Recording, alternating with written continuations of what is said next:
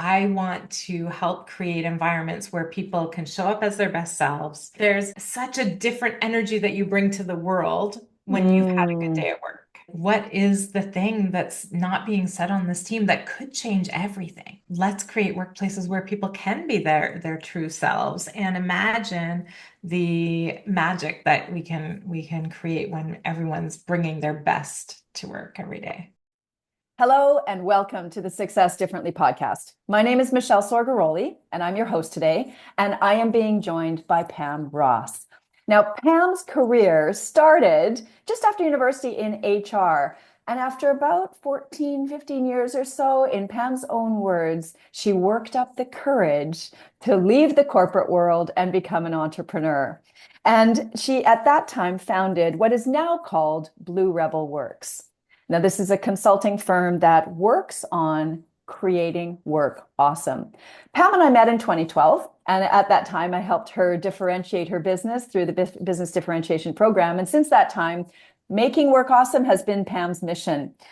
Pam is someone who oozes authenticity and optimism, and she is a natural catalyst for new ideas and workplace innovation and culture.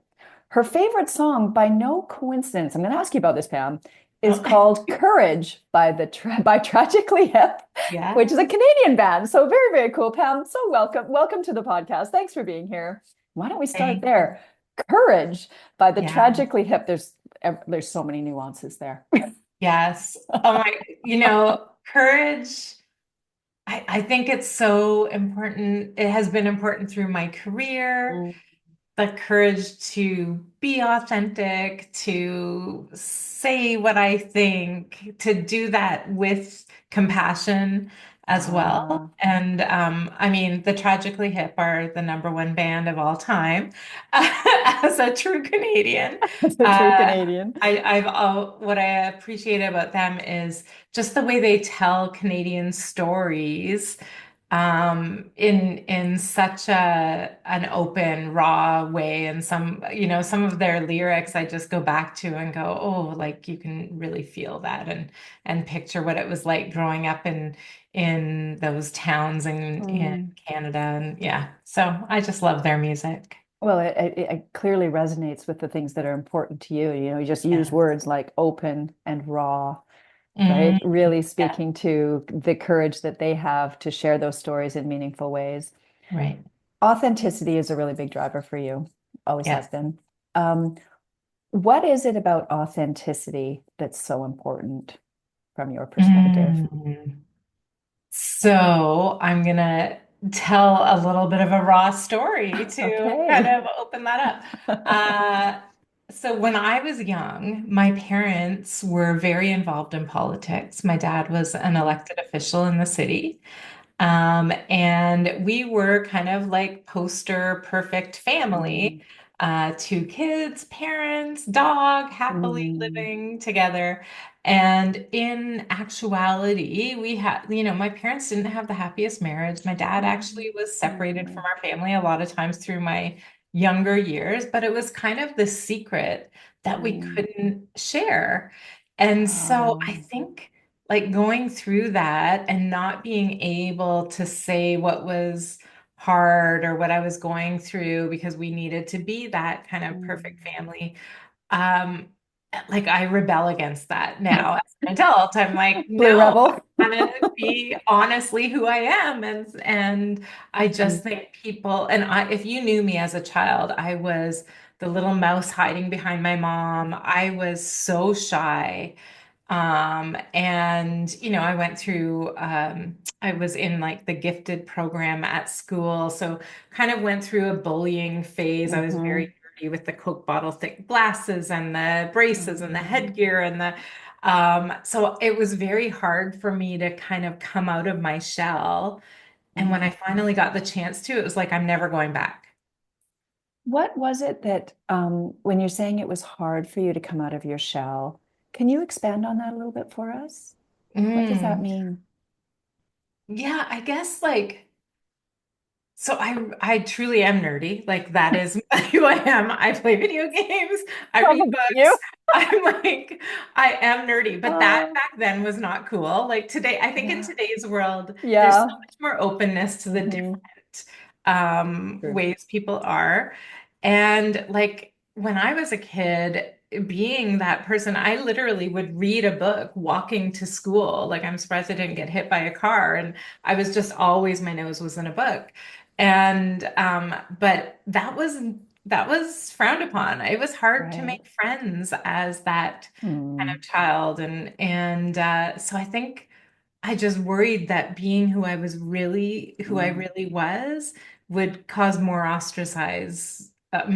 make me more ostracized. Yeah. And what I've learned is absolutely not. Once you get past that kind of like children who aren't fully formed adults, once you get into this adult phase, being who you really are with all of the spots and all of that, it actually creates more authentic relationships. So, Hmm.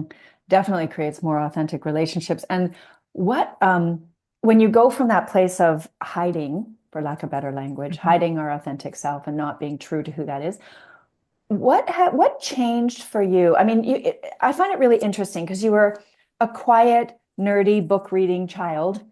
mhm. Um, why HR? Why HR? Because it's So a it was not the plan. I didn't have it as a plan. When I finished university, so what changed for me to get me out of my shell, I think there was a couple of things. One was I had always also been taking dance lessons all through my like younger um, years and gymnastics and all of that. When I went to high school, I tried out for the cheerleading team. I had one friend who was kind of a popular girl, and I mhm, was not. I was absolutely not. But she was an authentic, nice, mhm, popular girl who said, "Why don't you try out for cheerleading?" And I was like, how could I? But I did. And so that forced me to be on stage in front of my peers in high school all through yeah. those years. We were an award-winning cheerleading team, by the way. Nice. So Congratulations. thanks.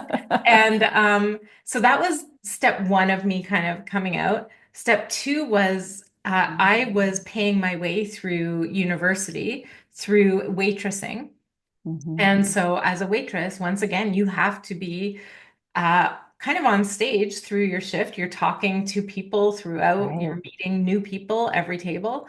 So that forced me to become more sort of outgoing. right. And Mm. it was such a community. Like, I think Mhm. working in the restaurant industry, Mhm. you really become close friends with the people that you work Yeah. with. So I did. Now, so I'm doing that through university. I graduate university and I don't know what I want to do, but I figured it would be something more academic, law school, teachers college, journalism school. Um, and I thought I'd take a year off just to figure it out. During that year, I got an opportunity with this restaurant company to travel around Canada and open up restaurants. And it just sounded like a fun way to experience Mhm. something I had never experienced. Mm. So I did that and fell in love with the training aspect of those store openings. After the Mm. first couple, I was promoted to this kind of coordinator who oversaw the store openings and helped with the hiring. Again, a new skill. I don't know that it was HR that I was interested in. Right. It was the learning of new skills all the time, learning and trying new things. Mhm. So learning to do these seminars for the opening team, learning to hire the restaurant staff, learning the construction side and all of these different aspects of running a restaurant and a business. I Mhm. think that's what drew me in. Mm. That company didn't have HR. So there again was another opportunity to experiment and learn Right. something new and start doing HR, just fill in that gap. Yeah. And then I kind So here of, you are. That's how it started. It's so interesting. You said I fell in love with the training. I think you said aspect or process or what was it about the training specifically? Because you were doing a lot of things. There was a Yeah. lot, not just the training piece, right? But there was a Yeah. lot. So what was it about the training that kind of captured your interest? I think it comes back to probably two things. One was we were kind of given these, and I call them seminars because that's kind of what they were. They were Mm, very um, like lecture-y, like here's how you serve a table and blah, blah, blah. So the first part of it was disrupting that into something that was more mm, engaging for people. I just felt like it was kind of boring and I wanted to do something that was a little bit more active and engaging. So I would, take my little seminar and start adding little activities into it and making it more fun and then getting positive feedback from people. So the first thing is my own like desire to experiment, to create that sort of thing. mm-hmm, The second thing is, and this is a thread through my entire life, is just impact on people. When you're opening a new restaurant, oftentimes you're hiring people who have never worked. They've never had a job before, let right. alone serve tables. And so we're teaching them not only like steps of service, but like how do you work with a team and giving them like I remember myself when I was in my first waitressing job and how much it changed my life and the impact it had Mm. on who I was as a human and seeing It being the that training, is that what you're speaking to specifically? like it's partly the training and giving them the confidence. I think it's the confidence, like and um seeing the sparks for them, like, oh, I get it now, or giving them that practice and Mm, safety. And so that all is wound up in the training, but ultimately it's hmm. about the impact of that training at the end. What's the impact that you see that gets you excited? So back then it would have been like it was really easy to see the impact we had as we opened restaurants because we had this like kind of 7-day time frame to get staff hired, trained, Right. practiced, and then open to a full restaurant on opening day. And you Mm. could see like very clearly, did we do a good job or not? Because Oh, is that day falling apart? So that was like impact was business impact. Is are we opening? Are we getting great results? Are the guests loving us? okay. Um, Today, I would say, today we do a lot of leadership development, team Mm, coaching, that sort of thing. And some of my favorite impacts are when people say, I have used this not only to become a better manager of my team, but a better human, like the impact on their relationships in mm, their life.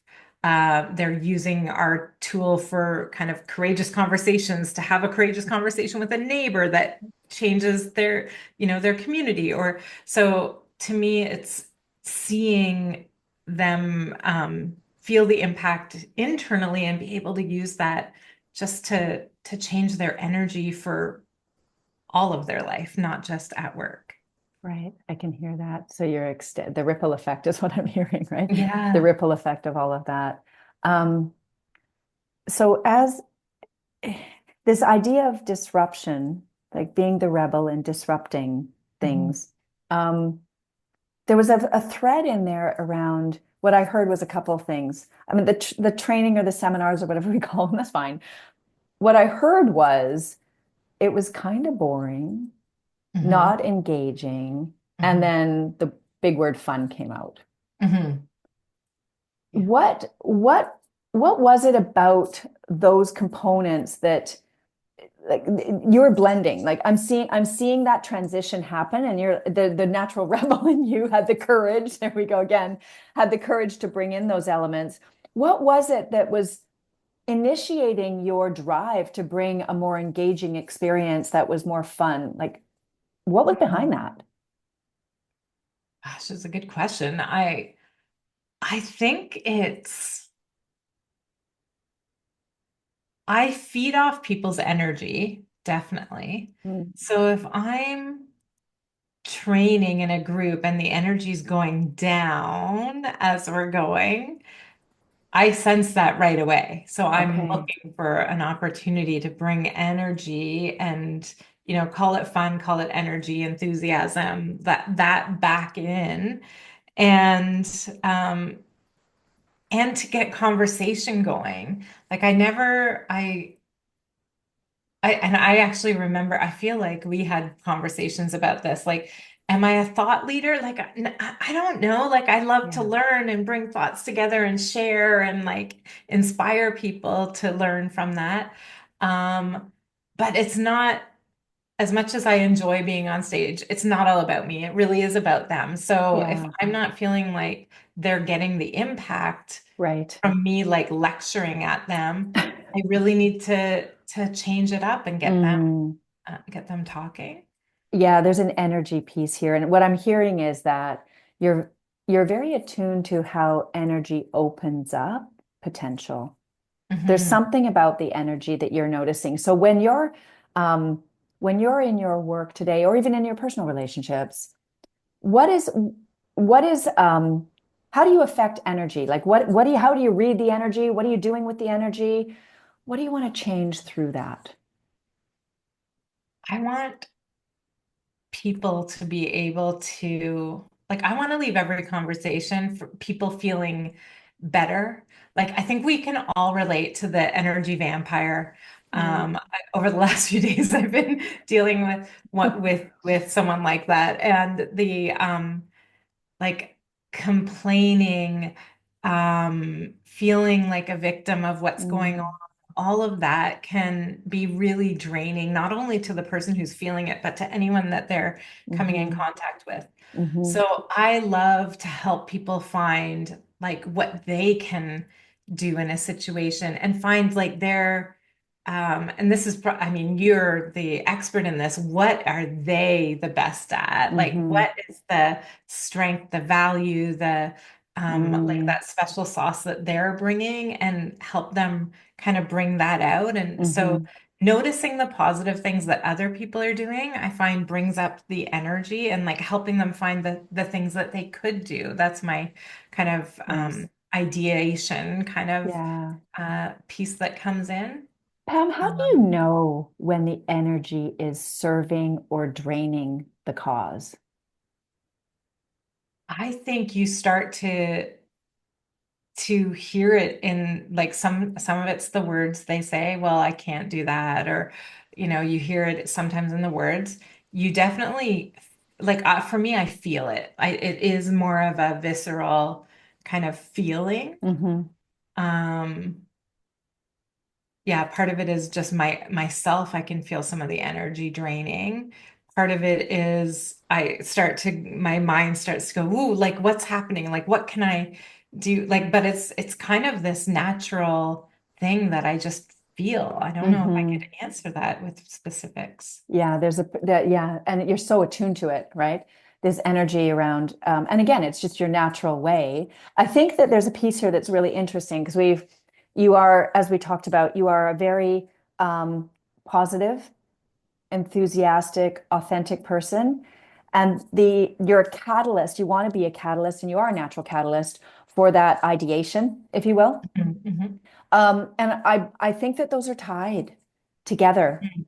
right? I'm thinking that how you show up is creating the environment in which your ability to be a catalyst for ideation actually can happen. It, Yeah. is there something there? Yeah, there definitely is and it's interesting, like positive and optimistic, I almost separate them. I do tend to be positive, but I probably would say I'm more optimistic than positive. Like like there are times that I'm in a bad mood, but I always know like things will work out Mm, or like they I something will come, things will change. Like we're not going to be here forever. right. Um and so creating the space, definitely there is something there around creating space, getting people talking, getting them being creative. Um, space to share ideas, knowing there's no bad ideas, we can build on it all. Like there's definitely energy, I feel, when Mm. ideas are creating. Now, sometimes that means though I have to tamp down my enthusiasm because some groups that doesn't work with. So like I'm not always showing up as like, yay, like let's do part of that is always going to be part of me. I'm always going to bring with me some optimism and that sort of thing. But I can also go like, okay, wow, okay, things are really hard. Let's talk about what's challenging Hmm. and hold myself back from interjecting and really listen. Yeah. That's a learned skill, but so important to Mm. help them have the energy too.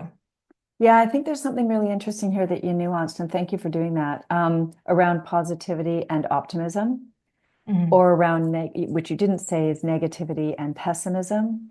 Mhm. To your point, optimism and pessimism, well, how I see them is that they are your impression of the future, Mhm. right? Yeah. It's how you're seeing the future roll out, if you will. Mhm. Positivity and negativity tends to be in the present state, in the presence Yeah. rather, fumbling around there.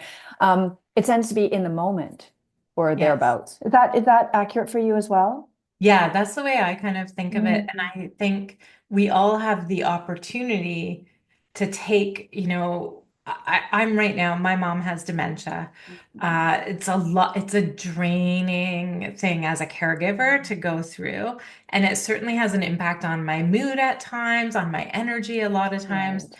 And I also am always looking at what can I control here? How can Hmm. I shift what's going on? How can I, what do I have to look forward to? Like I'm planning to be positive in the future. There you Even if go. I'm There, not right beautifully now. said. It's beautifully said. Optimism is that sense. It's like I can be positive in the future. Beautifully said. Yeah. Yeah. And to your point, as we go through different difficult challenges, whether they're in our home life, as in your situation, or in a work environment, or in a dynamic with friendship, or what have you, there are times that it's hard to Mhm. stay positive, Right. right? Right. Yeah. There's something about, I'm curious, do you think that courage has any relationship with optimism or pessimism? Yes. So let me think about how that works. I would say that like courage can be linked to accountability and personal responsibility too. So I have to have the courage to face reality, like, okay, this Mhm. is actually my current reality when things are going wrong. Yeah. Um, and the courage to accept my own part of that. Mm. And then the courage to try something that might be uncomfortable, that might like, yeah, the courage to kind of see something different or try something new to get out of whatever that difficult kind of negative time is. I think that. Yeah. I Yeah. mean, we started out with my commenting on in your language, you worked up the courage Mhm. to leave corporate and go into the entrepreneurial space.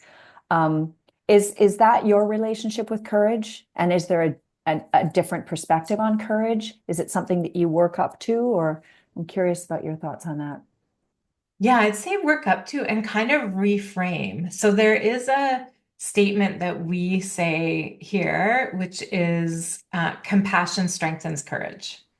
Beautiful. Mhm. So this has come about for me because as a leader, I didn't like to have the difficult conversations. Mhm.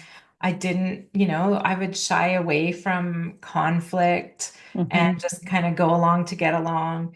And when the first time you have to terminate someone's employment because you haven't had a really hard conversation with them, I think if you don't reframe your own relationship to courage, then you're not going to move forward in that. So for me, when I truly care about someone and care about a relationship, I have to have the difficult Mhm. conversation.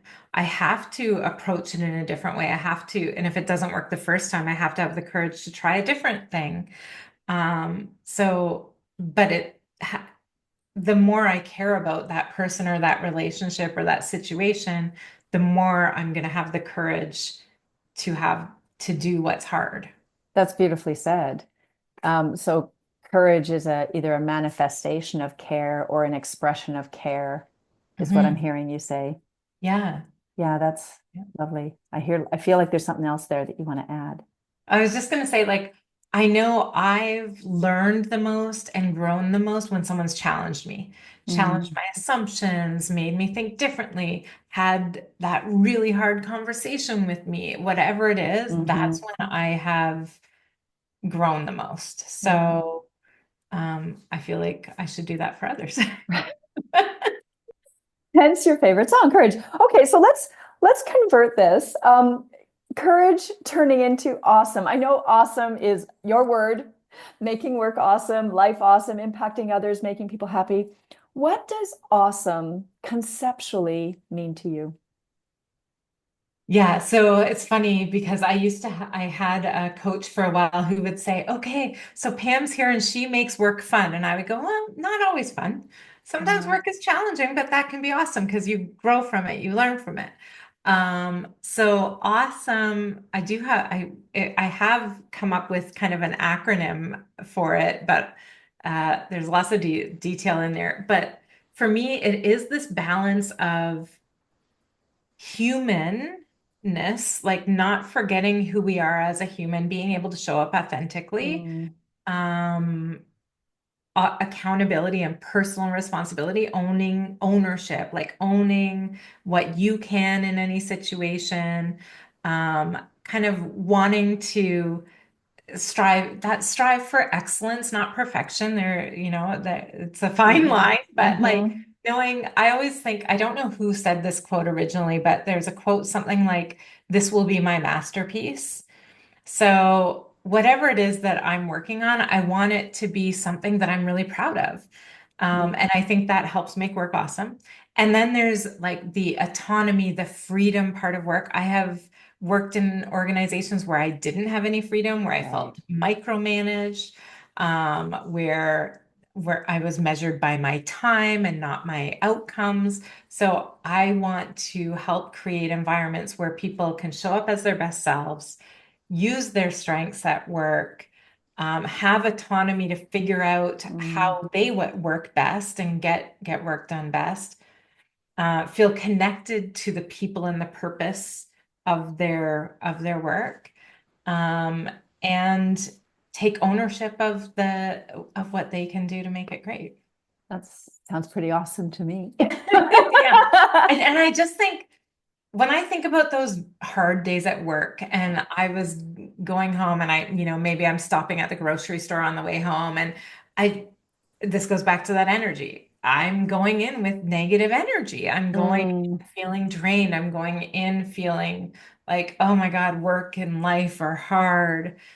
But when you're going home after a day where you feel like you accomplished things, where you had some connected meetings and things mm, were resolved or problems were solved, or you had some fun with your colleagues, and then I'm walking into the grocery store and saying, "Hey, I love that loaf of yeah. sourdough," right? Yeah. Like instead of like, "Oh, when am I going to get served here?" There's such a different energy that you bring to the world when you've had a good Mm, day at work. there you go. There's that energy word again. Yeah, beautiful day at work, right? That energy emanates. And Yeah.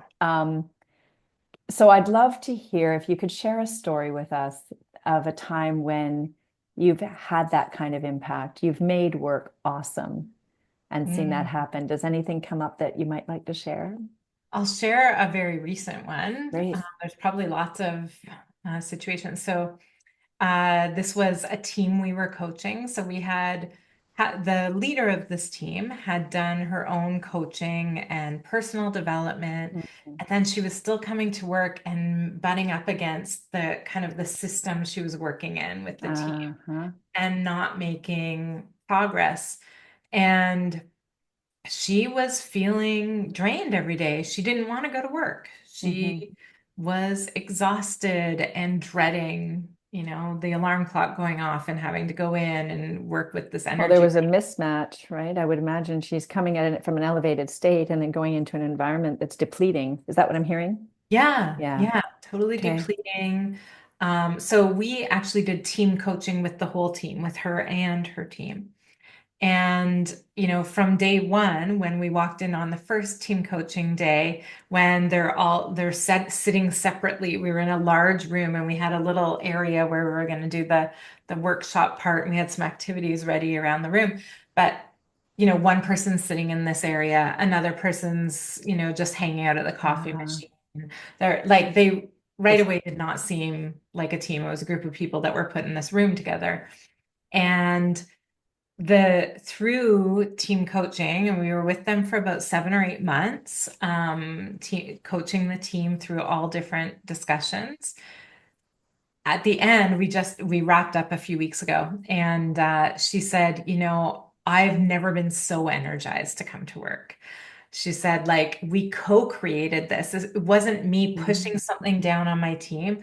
Our team co-created the environment we wanted to have, and we mm, all were accountable for it. We all came to work every day knowing what we were aligned to and creating that together. And that had a huge impact on their guests and everyone's autonomy on the team and the way they're working with their staff and everyone. So yeah, that was definitely made work awesome for her and the team. Again, I don't know why this energy word is coming up a lot. it is Uh, today, yes. I'm gonna have to adjust my my company purpose. It's to energize teams. So the team, now you go into their meetings and there's like this buzz and they're talking about what's going on in the environment and the different things that everyone's doing and oh, I did this and oh, can you please do that? And they're having these open, enthusiastic and engaging, collaborative conversations all the time. So definitely huge improvement. Gorgeous, right? And what did that open, from your perspective, what did that open up for them? Honesty about everything from we had them share feedback with each person had to say, here's something I appreciate about you, and here's the thing I've never said to you that really is hard Mm, about working with you. And we had them have those conversations with us there, making it safe, but that opened up this mm, ability to like everyone took it and made improvements based on what they heard from their colleagues. And so seeing that, oh, like that can help our mhm, team move forward.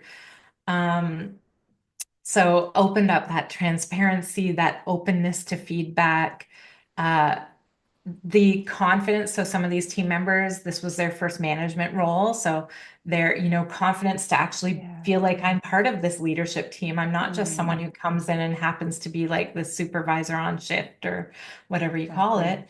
And then it opened up that kind of leadership. Mm, We also talk about leadership as a choice, not a role. So these people who are choosing to be a leader every mhm, day rather than just coming to work. right. It changed just the group, the whole team's accountability. We work on team commitments and how do we want to be in conflict and holding them accountable to that as we go through all the coaching. In team coaching, we get them to take perspectives that might not be theirs when they have Mhm, something that they disagree on. So it creates this safe space to share a perspective and like to see what it would feel like if I truly thought mhm, that, what are the things that I believe? What are the things I'm thinking? And then you mhm, start to understand where that can come from. So just this empathy, connectedness, better mhm, communication, so right. many. So many things. I Yeah. can see it in your eyes. You're glowing as you're talking about it. I Yeah. can see it's so obvious how much you love this. What I wanted to comment on was this. The first thing you said was it was a co-created Hmm. situation. No one was forced into it, but it was co-created, and that co-creation that allowed that environment where you gave an environment for safety, transparency, honesty, authenticity, all that beautiful stuff, energized people to come Hmm. forward. I think there was courage that was the result of that too. And Definitely as more they were courage being on the courage, team. Oh, yeah. right?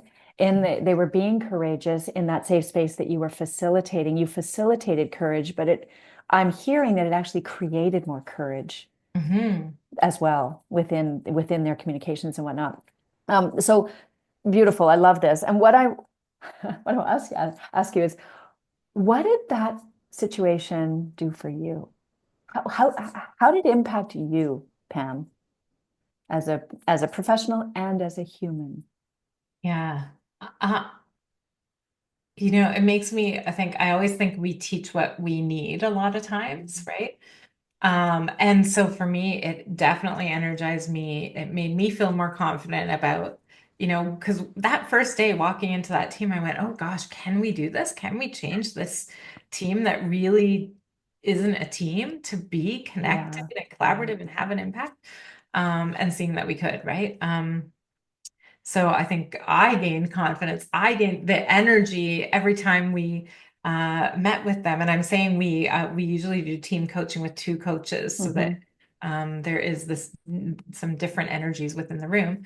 Um, and seeing the impact every time, feeling the buzz of energy, and I go away feeling energized rather than drained after a few hours of that. So I'm getting the same thing that I'm giving them, Isn't that really. interesting? Hey, Yeah. when we're operating from our place of joy, Hmm. where we get it back and it fills our bucket. Isn't that interesting how that happens? Hey, Absolutely. um, so if we look back to 2011, when you started out, to where you are now in 2025, Yeah. what have you learned? What's different from then to today for Whew. you personally or professionally from that personal angle, if you will? I'm trying, I feel like so much and yet nothing. So, and I'm thinking I should have pulled out my blueprint. So results Oh, and impact was a part of it. We've leaned into that even more. We have mm, ways to measure behavior change today and measure the impact of our programs. So that is a thread that will continue forever. mm, That's so important. When it comes to innovation, I think you and I had a conversation a little while ago, and I was like, I don't think I'm innovative anymore. And you gave me a great question, which is still here. If I was feeling innovative, what would I notice about our business? And I'm realizing, oh my goodness, yes, so many things have changed. We have so many systems that are scalable and yet adaptable because I always want to be innovating. So, mm, like, there's nothing, there are standards, but everything is like tailorable, adaptable to yeah. that innovation piece. We're using so many technologies differently. So technology has changed a lot over since 2011. I think Mm, for everyone, and certainly in our business, from using learning management system to our habit tracking to all kinds of mm, technologies. So that's changed.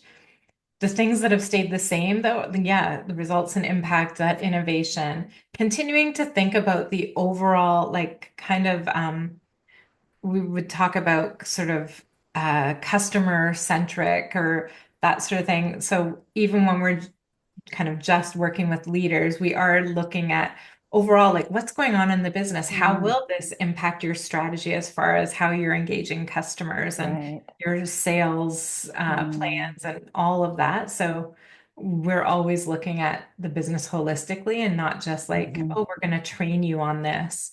Um, right. what is the impact on your overall? So that's continued.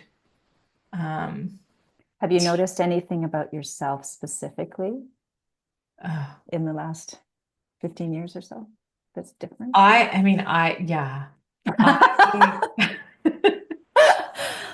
changed so much because again, you teach what you need. Mm, Um, so for me, I've done a ton of personal development, mm, um, mindfulness. So, I talked about the listening and how I'm not always showing up as this person. Like I'm very mindful of how my energy might be impacting the people. I've had feedback that, maybe sometimes I'm unrealistic in the mm, way I'm showing up. So realizing that not everyone in the room is going to have that like natural optimism gene all the time. So certainly like I've gotten much better at listening. And that is something in work and in life. Even with my mother who has mm, dementia, like when I take the time and she's having trouble putting together words now, but so my mm. natural instinct is to finish that sentence or to Right. like tell her what I think she's trying to say or like move on to something else. um just sitting in silence and letting her work it Mm, out, and like that has changed how she feel. I know how it changes how she feels and how she's so thankful for how I am when I'm with her. So these coaching skills and listening skills certainly help me with my clients, mm. but even more so in life. Yeah, that's been a Yeah, huge change for me. that's gorgeous. I think, one of the things I'm going to come back to courage here because I heard courage there. Um, I think your natural inclination or expression of courage um, has been typically action oriented, right? Mm, I would say, based on what we've been talking about today and our history together as well. And what I just heard was the courage to allow for silence, the courage for the pause, the courage to let someone be heard and seen, to mhm. allow for that slowing down, which is more mindful to your point, Yes, less action, and yes, finding that. So I'm hearing that blend of the yin and the yang, the activity and the mindfulness coming together. yeah. Is that fair? Is that a good? Very, very fair. And that, like, yeah, I would say that is throughout, definitely throughout my life. And I still, like, I definitely lean towards the action or what can I do? How can I Natural. fix? Blah, blah, Yeah, blah. yeah. And I've definitely learned the power, just for me personally, of sitting. Mm. I've moved, so I moved back home, like to my where I grew up, because my mom is here, and where I live now, I live on water. Oh, that makes a So, difference, doesn't it? oh my goodness. So Interesting. to think a couple of years ago that I would just sit and actually do nothing. I'm not reading, I'm not checking social media, Mm. I'm not listening to something. I'm just literally sitting and like looking at Amazing. nature. Hmm. And how much that feeds me and how important that is to me so that I have the energy for the action later. Hmm. That is Hmm. something I've learned for sure. And as you bring those two components of courage together, how do you see that? What do you see opening up for you in the future as a result of this joining these two concepts? The action and Hmm. the The mindfulness, mindfulness. yeah. Um, I think, I mean, for me personally, it means a more fulfilling life overall, fulfillment. Mm. I think for the business, um, it hopefully means more. Let me cross my fingers here. It hopefully means more space at times. Mm. I think that those are probably things that are embedded in everything we do, even though I'm not consciously thinking that. Mm. As I look at our workshop timeline, there's certainly like there's time for self-reflection, there's activity time, like so all of that kind of is woven in. Um, I mean, I've certainly thought of becoming certified as a mindfulness Interesting. instructor, so I could Hmm. bring that in. So that may be a step in the future. The coaching, that space in coaching and the silence Mm, that's needed for someone to really kind of think is definitely already here and important. Um, yeah, I don't know. yeah, I'm hearing I it. can't No, wait to see where it goes. right? It's so interesting. And I think this is, you talked about awesome having the first component you talked about when you talked about awesomeness was the humanity, Hmm. right? And there's that that balance between activity and the pause or the mindfulness or Hmm. the quiet moments of Hmm. rest in one form or Yes. another. And that's you're bringing in that piece more intentionally, which I'm really curious about. As you know, when I'm working with people around differentiation specifically and helping them bring forward more of their authentic self, courage is a big part of that, right? Courage to Hmm. express, courage to be seen, Hmm. courage to either, take the pause or to take action. When you're working with teams and you're working with other leaders, where do you, I notice that there's often resistance around that, Hmm. right? That I can't say that, or I can't do that, or no, that wouldn't be okay. I wouldn't be accepted. How do you see that in the work that you do, trying to Hmm. help people become more of their authentic self? Yeah. A couple of things. So one thing is I think sometimes it's my role to call out the elephant in the room or Mm, to notice that and say it and bring out that so that they can talk about it. And one thing that I'll sometimes say to my clients is that like it's easier for me because I don't have to work with these people every day. mm, I hope that it doesn't mean you don't want to work with me anymore, but like it's easier for me to call that out mhm, and have like force the conversation than it is for you because you have to come back to the same mm, people every day. So part of it, I do like to model some of that courage so they can see it. And then if they're if we're able to kind of get them engaging in those conversations, it's just building that muscle that they can do mhm, it on their own.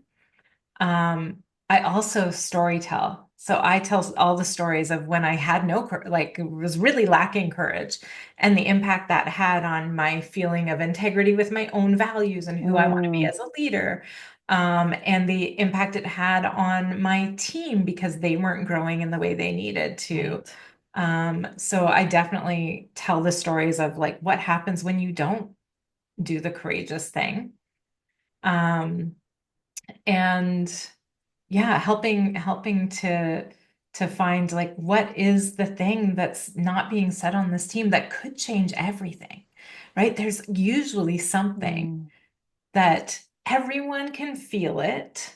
yeah, Sometimes there's little micro conversations about yeah, it, but no one's talking openly about it. And that's what, like, to me, the team coaching, our team coaching programs are the thing that really kind of cause those things to come to the surface.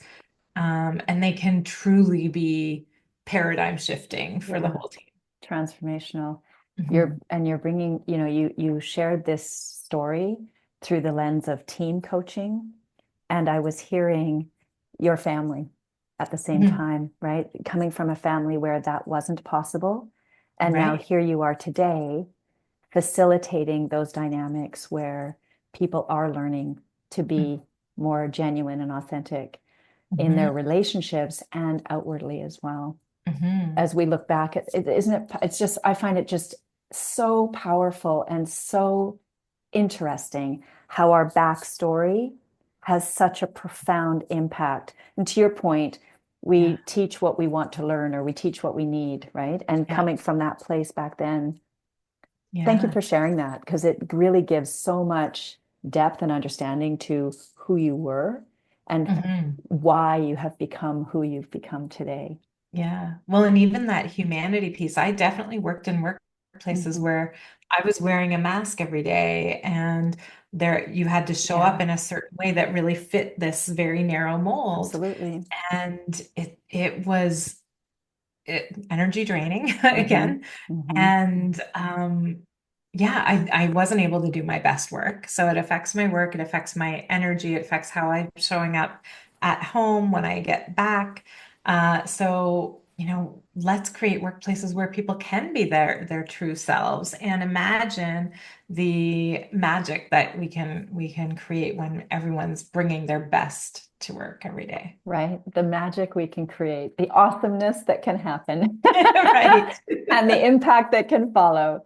Yes. Truly, truly amazing. Just an absolute delight. We've touched on so many different themes and there's been a common thread though, around energy and courage. But, just speaking about an inability to express and how that impacts individuals, families, teams, the inability to express and to really explore through a safe channel of Hmm. expression, to be able to take off that mask and speak the truth. I've heard the quote that may be familiar to you, all progress starts with the truth.